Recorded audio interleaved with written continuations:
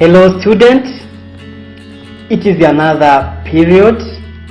You are most welcome to continue with our subject of pharmaceutical theory in the compounding, PST05208 NT level 5 semester 2. My name is Mr. Sabas Atanas Ntibahezwa, a tutor from St. Maximilian Kolbe Health College at Tabora. Today we will continue to this subject and we will discuss on another sessions, but before continue,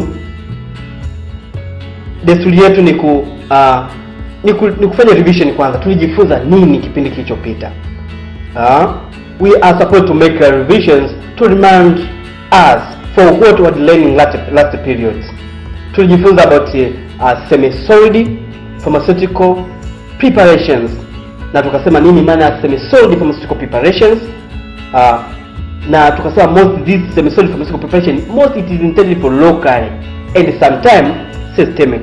Lakini unaposema semi-solid means there is a combination of water and solid, ndio maana kwa semi-solid like huge. Lakini tuliangalia different treatment targets, physical ideal properties of the semi-solid pharmaceutical preparations, mtakiwa ziwaje. Lakini pia tukaangalia treatment target tuliangalia, lakini tukaangalia the components of the semi-solid pharmaceutical preparations. Katika components there is active ingredients and excipients, na tulizoangalia most zilikuwa ni excipients, lakini zizo nyingi, na ndani yake lazima ile dawa yetu kuwepo na active ingredient, which is a main component, very important component. And that you are most welcome to this period. You have to be attention and so as to get a good thing that you are supposed to get it. You are most welcome. And our session will discuss on reference and the formula in pharmaceutical production. Tunaendelea sana mambo ya semi-solid, na kama tunaendelea na mambo ya semi-solid, lazima tujikumbushe sasa about vitu gani sasa. Tunaona kwamba kuna official formula, lazima tutaziona. Kuna vitabu maalum ambayo tutakuwa vinatumika katika kutengenezea dawa zetu za semi-solid. Na mwanzo kabisa nilisema kwamba hii semester inadili na mambo ya semi-solid preparation. Semi-solid preparation. And level 4 ujifunza about liquid preparations. Huku itakuwa ni semi-solid preparations. And that by the end of these sessions, as you are a student, you expect to be able to define the term monograph. Kuna kitu kinaitwa monograph. Hiki ni kitabu maalum ambacho kina lengo la kama kinaelezea somo moja tu au kitu kimoja tu ambacho kinakuwa kipo deeply, is called monographs. Lakini list different types of reference used in pharmaceutical productions. Tutakuja kuangalia brief pharmacopoeia ama tindale and whatever. And we are supposed to identify formula for pharmaceutical preparations. Tunaenda connection. Tangu session ya kwanza tulianza kudiscuss about sterile pharmaceutical production, jinsi ya kuweza kumanufacture zile dawa zetu. Tunaendelea sasa, hapa ndio tunataka tuingie sasa kwenye chungu sasa. Kwenye chungu sasa cha kutengeneza madawa. And also we have to discuss on the reduced and enlarged official formula to obtain required formula for compounding. Hapa sasa unakuta dawa yako wewe ina strength ya 12 milligram, lakini wewe unataka means umepewa utengeneze gram 200, gram 200. Kwa hapo kuna enlarge, lakini pia kuna kureduce. Kama unataka utengeneze, unakuta umepewa gram 500, unataka utengeneze gram 200, kwa una reduce ile formula yake. Kwa utaangalia ni jinsi gani. And that the term monographs by its definitions is a specialist work of writing in contrast to reference work on a single subject, in a deal on a single subject or an aspect of a subject, often by a single author and usual on a scholar subject. or in other words is a detailed written study of a single specialized subject. Unakuta yani inadadafua somo moja tu, kama kwa mfano compounding, kama hizo reference tunazoziona, ina maana inadadafua about compounding only. Kama inadadafua kuhusu cell, inakuwa ni monograph ambayo inakuwa na dini na mambo ya cell tu, hakuna kitu kingine. Na ndio maana watu tuna specialize, kuna ma specialist amespecialize mambo ya sikio tu, yaani ni sikio tu, kwa vile vitabu vinakuwa vinaelezea about sikio tu. That's so called monograph, a specialist work of writing in contrast to reference work on a single subject or as aspect of a subject, often by a single author and usual on a scholar subject. Inakuwa ni mwandishi mmoja tu, or in other words is a third written study of a single specialized subject. In library cataloging, the monograph has a broader meaning that of a non-serial publication complete in one volume book and also or a definite number of volumes. Ndio kuna volume 1, volume 2, volume 3 and whatever. Kwa unakuta kuna serial. Thus it differ from a serial publication such as magazine, journal or newspaper. Kwa unakuta ni tofauti kabisa na reference zingine, lakini yenyewe inakuwa ipo different, ipo special katika somo husika au katika mada husika. I believe we are together. And also we are supposed to know the types of reference used in pharmaceutical productions. There is a type of reference used. The first one is the British Pharmacopoeia. Hiyo ndio monograph. Book of a standard of purity and the strength of the medical for medical substance, products, dressing, etc. together with official assay and test. Umeona, British Pharmacopoeia inadili na purity, standard of purity and the strength of the for medical substance, product and the dressing. Kwa hiyo inaangalia ile ubora wake, upure wake na strength sasa. Lakini reference nyingine ni British Pharmaceutical Codex BPC 1973. Here it provides a sort of a standard for some extemporaneous preparation not included in the British Pharmacopoeia. Umeona sasa, it deal with it provides a sort of a standard for some extemporaneous preparation. This is extemporaneous preparation. I think you know the term extemporaneous preparations.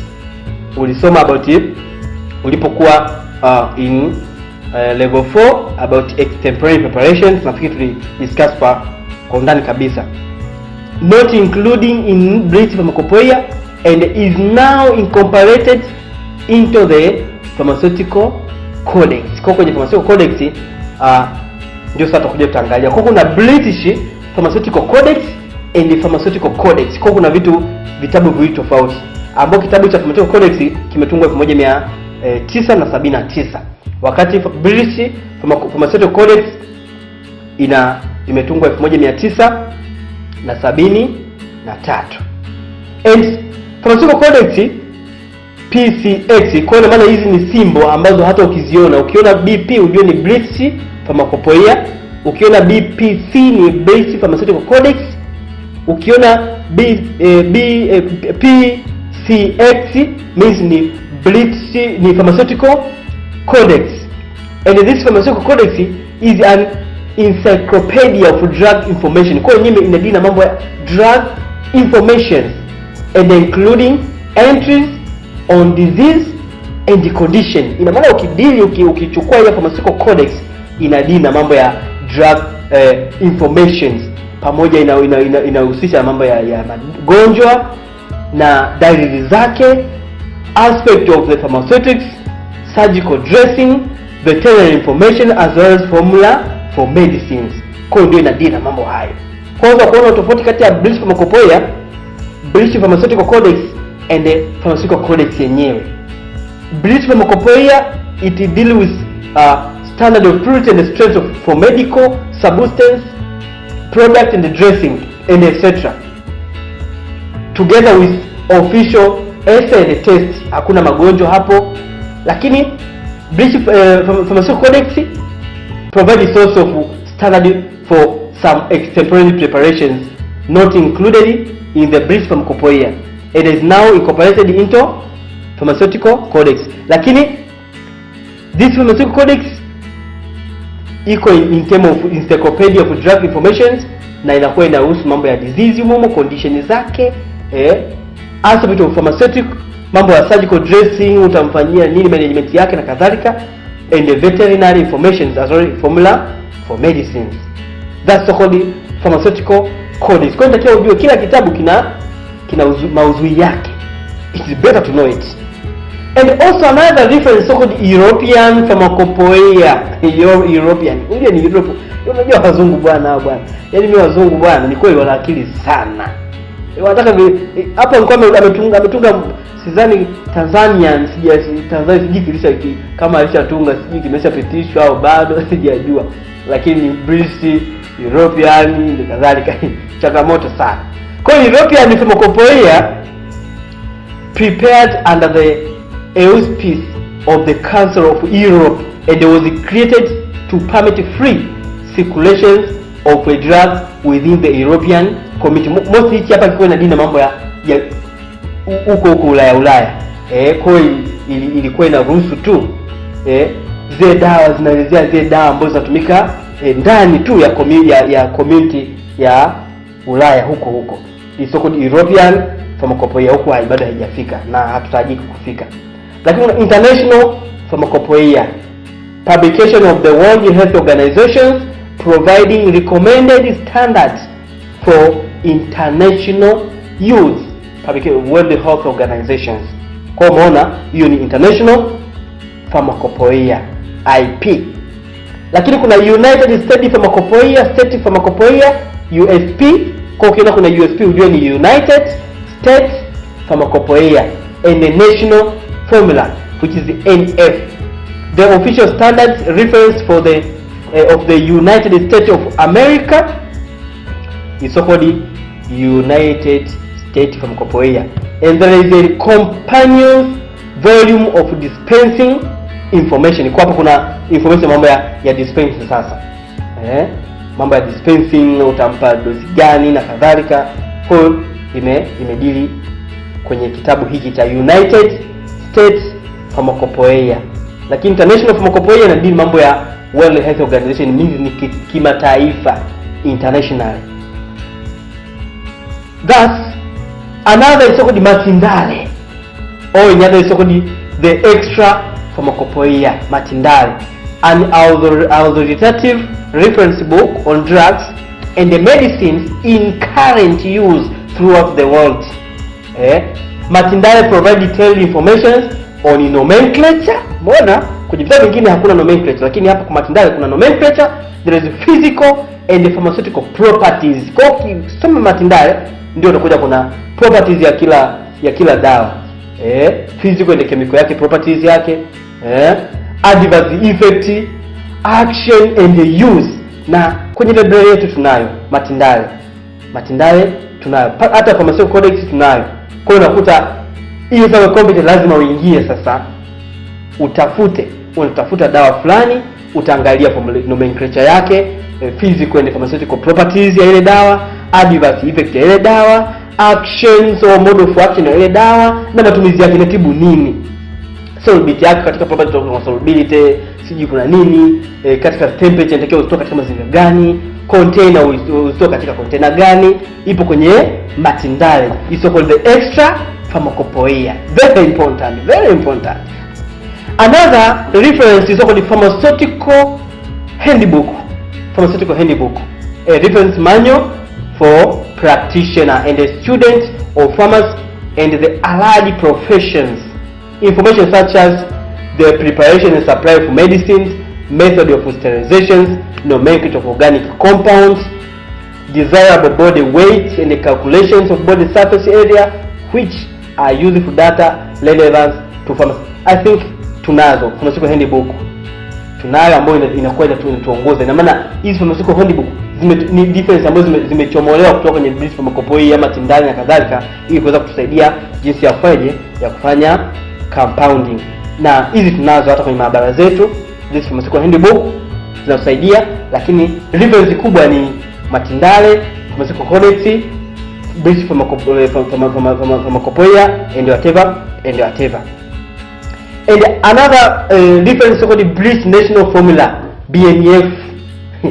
BNF, we know this, provide general guidance for prescriber together with the special requirements of a particular groups of a patient.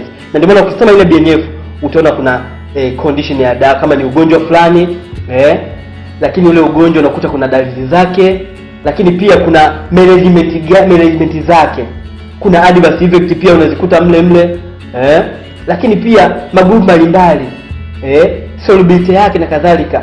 Je, atumie muda gani? Yaani mazingira imeweka na magrupu mbalimbali. Je, kwa mama mjamzito, kwa wazee, watoto, watu wenye mashida mbalimbali like renal failure, hepatic and whatever. Call this BNF or British National Formula provide a general guidance for prescribers together with the special requirements of a particular groups of patients. Example, the very young, the elder, pregnant women and the patient with the renal and hepatic failure. Hapa sasa ndio unaweza kuona kuna tofauti kati ya mfamasia na daktari. Mfamasia una vitu vingi sana. Sema tunajiandamaini sana, na serikali tunaiomba ituangalie, tusikilize, tufanye kazi, tushirikiane na madaktari. Madaktari wana umuhimu mkubwa, lakini hata sisi pia tuna umuhimu mkubwa pia, kwa sababu sisi unaweza kuona tumesoma mambo ya British Pharmacopoeia formula na kadhalika, adverse effect. Daktari amepiga partial. Wewe umepewa na unasoma British National Formula na daktari anaisoma, na wewe you are a doctor, you are a pharmacist more than doctor. Thank you very much. Containing notes on drugs and the preparations classified under the disease and the condition to be treated. Mbona hicho kitu? Contain notes on drugs and the preparations classified under disease and the condition to be treated. Information on indications, dawa ile inatibu magonjwa gani, contraindications iko mle, precautions kwamba ni watu gani ni tahadhari gani nitakiwa umwalati mgonjwa kwamba katika mazingira hapa atumie, side effect ya ile dozi unajua, and the dose are given for each drug listed. Hii inamsaidia prescriber, lakini hata wewe pia inamsaidia kwa sababu you are a pharmacist more than doctor. And also a formulary for commonly used, which is official extemporaneous preparations and the information on drug interactions, cautionaries and advisory label, and for the pharmacist are included. Pharmacists are included. We are the pharmacist more than doctor. You are most welcome to this field of pharmacy. You have to love it. Penda profession yako. Lakini pia madaktari tusikie kwamba hata sisi tuna muhimu mkubwa sana. Lazima tushirikiane nao. Lengo ni katika kuleta afya kwa mgonjwa, kwa client wetu, kwa mteja wetu, na lengo kubwa tujue kwamba hiki ni kipawa Bwana Mungu ametupa, lazima tukitumie kwa uaminifu mkubwa. Wafamasia wengi tunafanya vizuri, tukishirikiana na madaktari unakuta mgonjwa anapata ahueni. Kwa tushirikiane.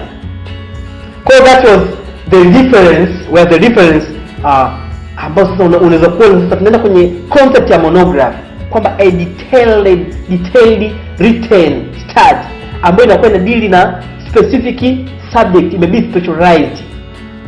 Tumeona different reference. Kwa hiyo ikiwa ni muhimu kujua kwamba British National Formula ina vitu gani ndani. Unaweza kupewa maswali yako humo, imejaa tu. Matindale inahusu mambo gani? Wewe hata ukianza kumwelesha mtu kwamba akienda kwa Matindale atapata kitu kama hichi, atapata mle kuna mambo ya properties na kadhalika ya dawa, nomenclature zake na nini, atajifunza vitu vingi sana. Tujifunze kusoma vitabu hivi, vitatusaidia.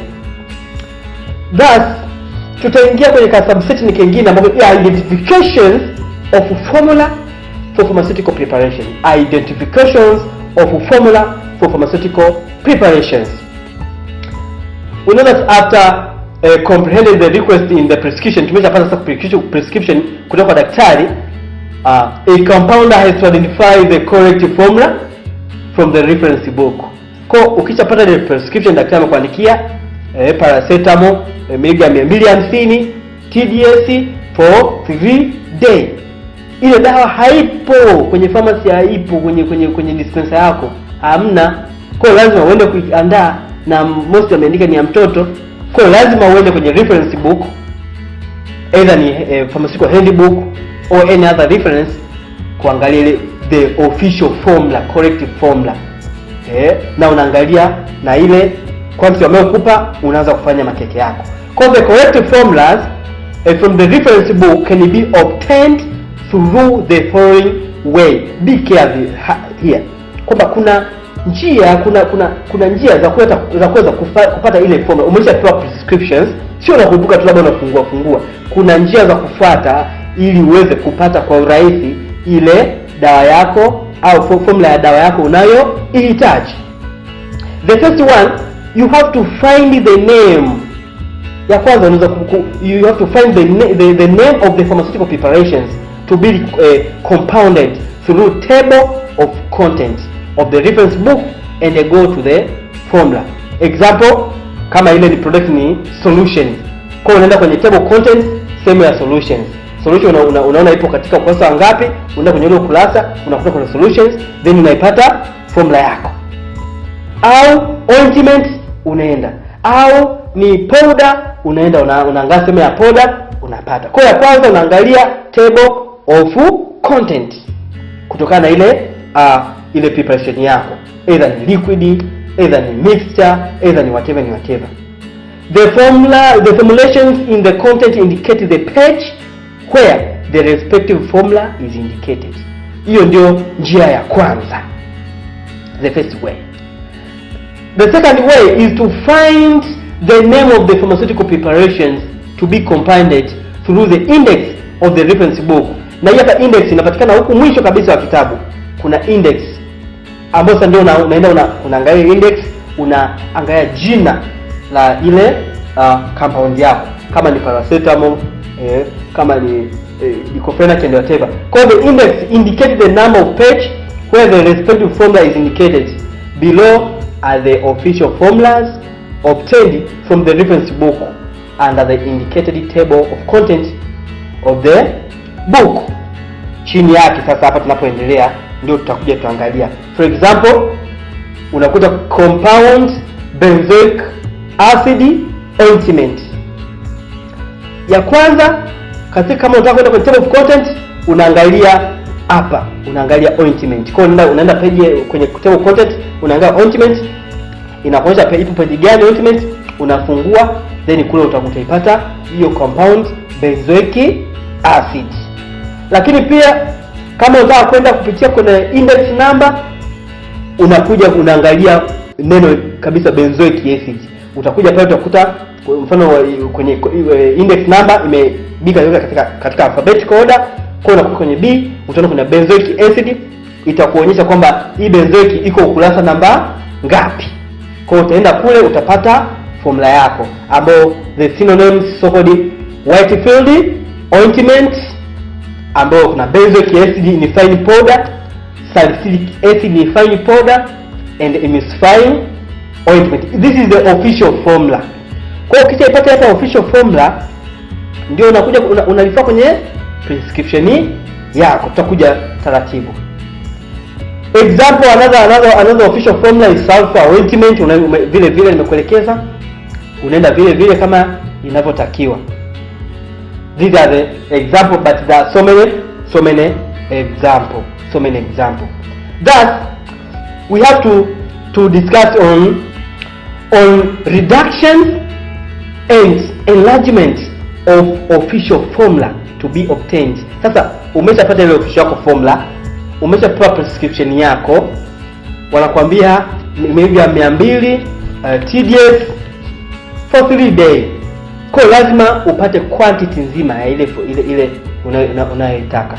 And thus reducing and enlarging formula are calculations performed when the required amount of medicines prescribed or ordered deviate from the official formula. Sasa ile quantity uliopewa haijaendana na official formula. Kwa mfano hii official formula hapa ukiangalia toto yake ni 100 miligram 100. Lakini wewe umepewa umepewa ni gram 100 not miligram. Uprepare gram 50, unaangalia imedeviate kabisa kwa nini kwenye official formula. Kwa lazima ufanye deductions. Lakini pia unaweza kupewa umepewa kwenye official yetu formula, ukiangalia total milligram ni 100, total gram ni 100, lakini umepewa utengeneze 500 gram. Kwa lazima ufanye enlargement.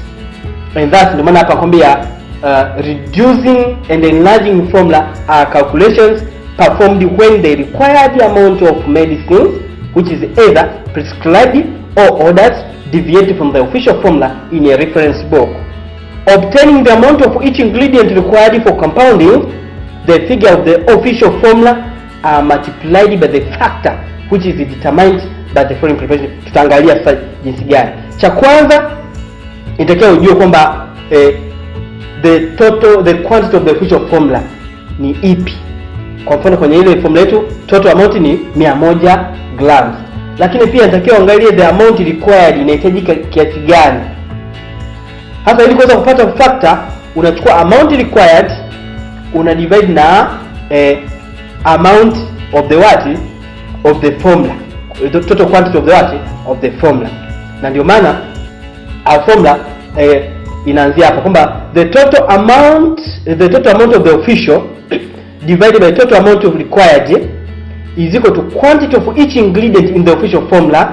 Una divide by the quantity of each ingredient in the required amount. Hii hapa x, kwamba ina maana kwamba total amount of official formula imeendana na quantity of each ingredient. Ukiangalia total amount of official formula ni 100, lakini ni sawa kabisa na kuchukua quantity of each ingredient in the official formula, ambapo kwa mfano hii hapa ni kuna 10 gram ya precipitated sulfur and simple ointment which is 90 gram. Lakini sasa ya each ingredient, quantity of each ingredient hauijui, ndio maana tumewekea x. Okay, na ndio maana x is equal to quantity of each ingredient in the required amount.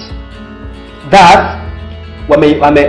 make subject kwamba total amount required divided by total amount of official formula times quantity of each ingredient in the official formula.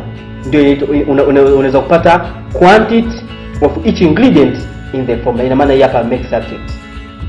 Make subject ikaja. Na ili factor sasa kuna kitu kinaitwa factor. Factor ni sasa kuchukua total amount required una divide na total amount of the official formula. Kwa hiyo ukipata hii hapa unazidisha na quantity of each ingredient, ndio unapata quantity of each ingredient in the required amount. And that the factor is determined by the ratio total amount required divided by total amount of official formula, and the summary it will be quantity of each ingredient in the formula is equal to factor times the quantity of each ingredient in the official formula. Kwa hiyo unaanza unatafuta factor, umepewa kwenye prescription labda miligram 200, the total required which is miligram 200, miligram 200, alafu quantity required, quantity in the official formula ni 100 milligrams. Kwa hiyo ili kuweza kupata factor unaanza kuona unachukua kumbe quantity required which is miligram 200 unagawanya kwa 100 unapata factor, ambapo factor utapata ngapi? 2. Kwa hiyo ukipata 2 unaipeleka sasa unaizidishia na ile official na ile official formula. Kwa mfano pale kwenye sulfur ointment unaizidishia ile factor 2 mara 10 unapata new formula ambayo utatumika sasa kufanyaje kutengenezea ile dawa yetu. Kwa hiyo itakuwa ni 2 mara 10 ambayo inakuwa ni 20. Kumbe gram za sulfur utapima miligram za sulfur hapo umeweka in terms of gram, lakini unaweza kubadilisha katika miligram. Nimetolea mfano katika miligram. Kwa hiyo tunaweza hata pale tunaweza kupeka in terms of miligram. Unapata for example miligram 20. Unakuja tena unazidisha ile 2 mara 100 unapata miligram kwa mara 90 unapata miligram 180. Kumbe ointment utapima miligram 180 wakati sulfa utapima miligram 20. Lakini hapa nimesema katika miligram. In terms of gram means hapo itakuwa ni gram 20 kwa gram 180. Kwa utapima gram 180 then utapima gram 20 then utaanza kumix.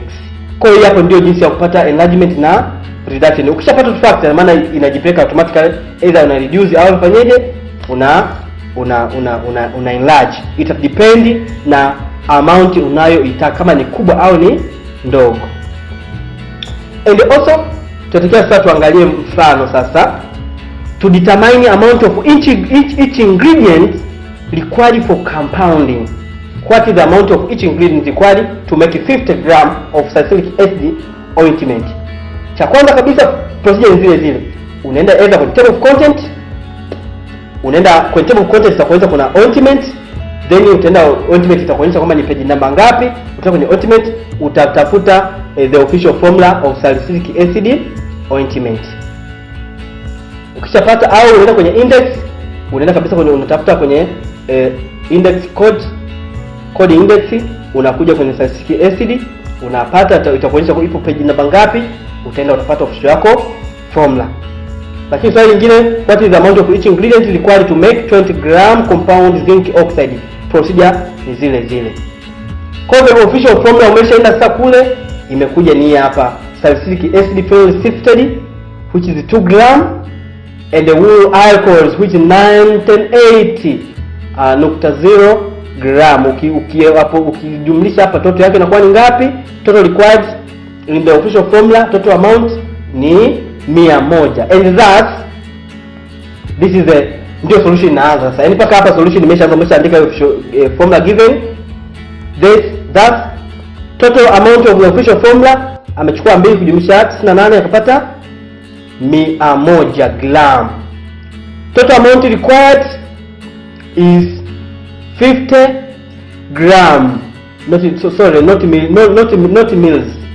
mils. Is typing error. Mtusamee bure. Kwa it is 50 gram.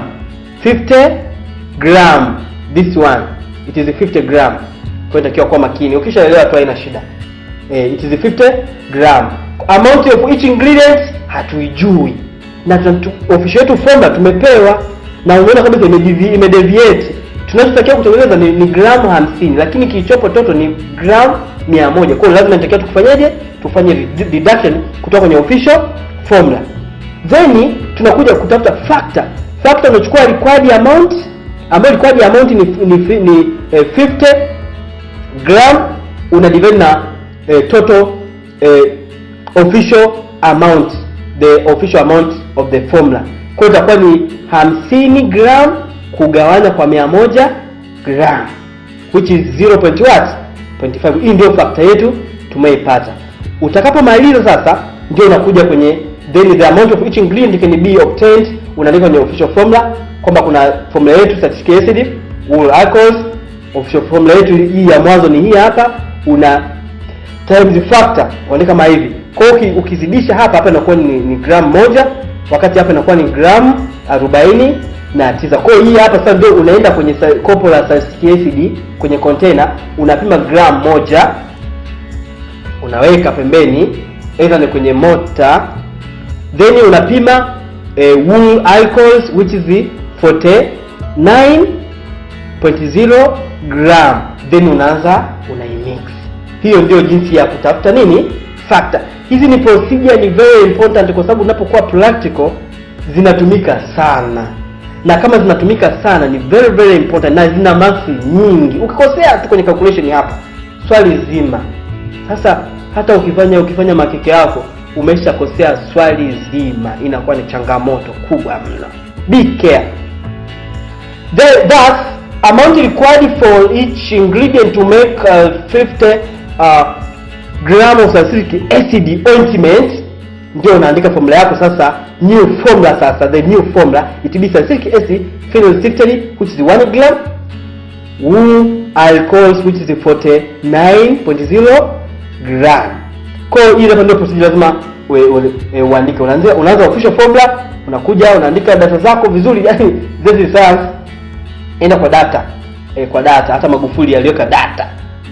Unakuja utafuta factor, kisha factor unaandika the amount of each ingredient, then unaandika the new formula.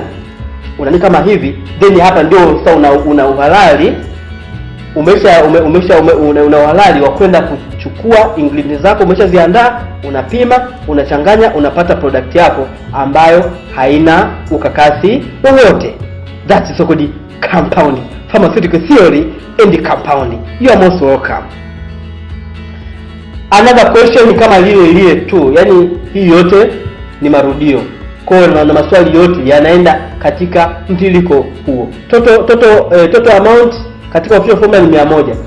Lakini umeambiwa utengeneze miligram 20. Hapa umepewa miligram 20, unaweza kuambia utengeneze miligram 2000.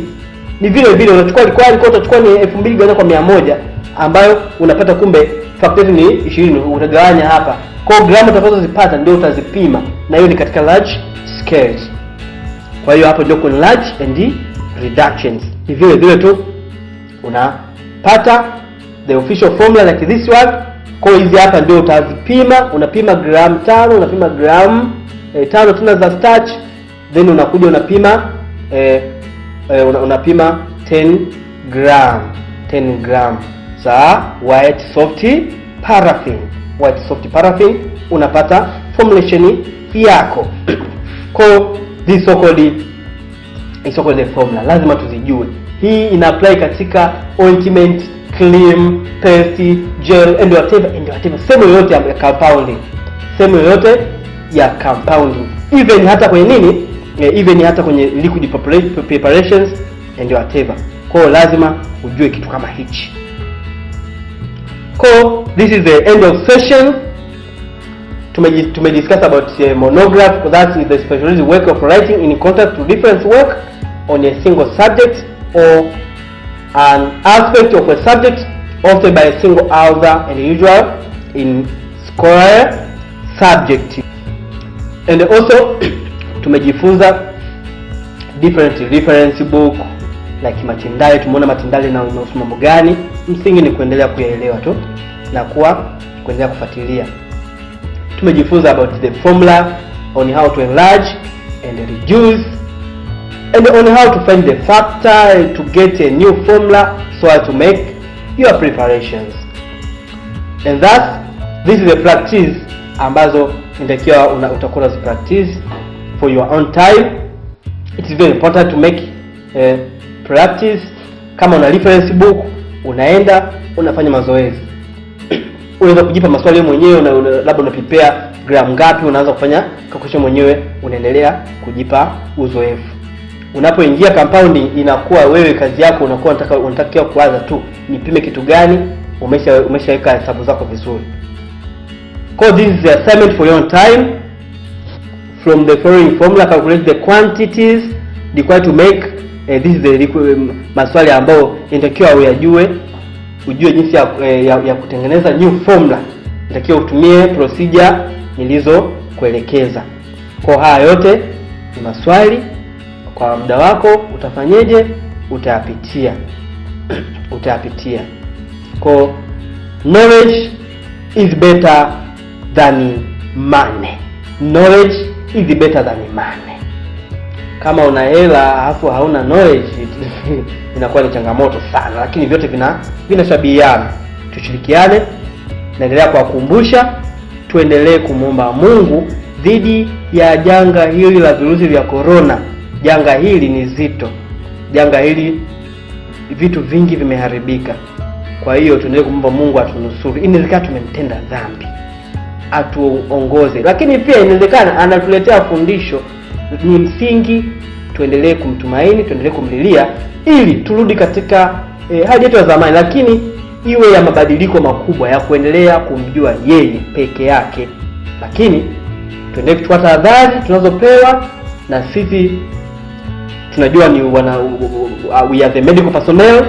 Lazima tuwe kipaumbele na si kuhamasisha watu, tusiwe kipaumbele tuzoofishe watu, tuhamasishe watu kufuata taratibu zote zinazotolewa ili tuendelee kuepukana na janga hili na kupunguza vifo visivyo vya lazima. Asanteni sana na Mungu